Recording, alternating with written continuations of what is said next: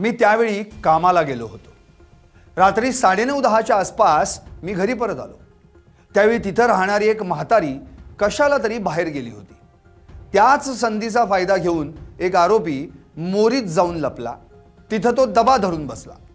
सगळी वस्ती सामसूम झाल्यानंतर त्या आरोपीनं डाव साधला आणि कोयत्याचा धाक दाखवून त्यानं त्या वृद्ध महिलेवर लैंगिक अत्याचार केला। रात्रीच्या 2 वाजता ही घटना घडली होती। ही साक्ष आहे एका साक्षीदाराची। या साक्षीदारानं ज्या खटल्यात ही साक्ष दिली तो गुन्हा होता 1998 साली घडलेल्या लैंगिक अत्याचाराचा आणि त्यात आरोपी होता नसरापुरातल्या चिमुरडीवर अत्याचार करून तिला मारून टाकणारा हाच तो नराधम थेरडा, जेव्हा तो होता 37 वर्षांचा।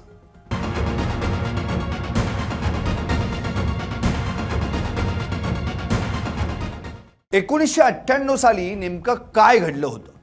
या नराधम थेरड्यानं तेव्हा कुणावर केला होता लैंगिक अत्याचार आणि त्या गुन्ह्याची माहिती देताना काय म्हणाला साक्षीदार? पाहुयात यावरचा हा स्पेशल रिपोर्ट। वयाच्या 37व्या वर्षीच 65 वर्षीय म्हातारीवर अत्याचार। नमस्कार, मी संदीप आणि तुम्ही पाहताय LS मराठी। 1998 साली एका 65 वर्षांच्या म्हातारीवर झालेल्या लैंगिक अत्याचार प्रकरणी दाखल झालेल्या खटल्यात एका साक्षीदारानं दिलेली साक्ष ऐकून कुणाच्याही अंगावर काटा येईल। तो साक्षीदार पुढे म्हणाला, त्या म्हातारीसोबत त्यानं नको नको ते केलं, तिचे हाल केले। ती म्हातारी लाजेपोटी कुणाला काहीही न सांगता तिच्या लेकीकडे निघून गेली। तिच्या जावयानं हे प्रकरण उचलून धरलं आणि पोलिसात गुन्हा नोंदवला। त्या म्हातारीच्या जावयानं त्याला गावातून हाकलून लावण्याचा प्रस्ताव देखील ठेवला होता। कोयत्याचा धाक दाखवून त्यानं हे कृत्य केलं। त्याला त्याचा आत्मा शांत करायचा होता, त्यामुळे त्यानं असं कृत्य केलं, असं या साक्षीदारानं साक्ष देतेवेळी कोर्टात सांगितल्याची माहिती आहे। पोलिसांना कोर्टात ठोस पुरावे सादर न करता आल्यानं त्याची त्यावेळी सुटका झाली होती, अशी माहिती गावकऱ्यांनी दिली। या पहिल्या प्रकरणात पोलीस घटनास्थळी तपास करायला आले होते, तेव्हा त्यांना घटनास्थळी रक्त पडलेलं दिसलं होतं, असंही त्या साक्षीदारानं माहिती देताना सांगितलं।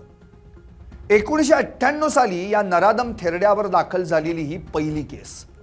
बरोबर 28 वर्षांपूर्वी भीमराव कांबळे या नराधमावर एका वृद्धेवर लैंगिक अत्याचार केल्याप्रकरणी गुन्हा दाखल झाला होता। त्या प्रकरणी त्याच्या विरुद्ध खटलाही दाखल झाला, पण त्यातून त्याची सुटका झाली आणि तो दुसरा गुन्हा करायला मोकळा झाला। दुसरा गुन्हा केल्यावर पुन्हा खटला, पुन्हा सुटका आणि आता हा नसरापुरातला तिसरा गुन्हा, ज्यात त्यानं चिमुरडीवर लैंगिक अत्याचार तर केलाच, शिवाय त्यानंतर तिला मारूनही टाकलं। एकूणच काय तर या नराधमाच्या पहिल्या केसमधील साक्षीदारानं केलेल्या या खुलाशानं हा नराधम थेरडा किती विकृत स्वरूपाचा होता हे उघड झालंय। गुन्हे करूनही पुराव्याअभावी वेळोवेळी सुटत राहिलेल्या या नराधमाच्या हातून परवा मात्र असं काही दुष्कृत्य घडलं जे दुर्लक्ष करण्याजोगं बिलकुल नाही। या त्याच्या अक्षम्य चुकीला माफी नाही म्हणजे नाहीच। तुम्हाला काय वाटतं? व्हा व्यक्त आणि पाहत रहा LS मराठी फक्त।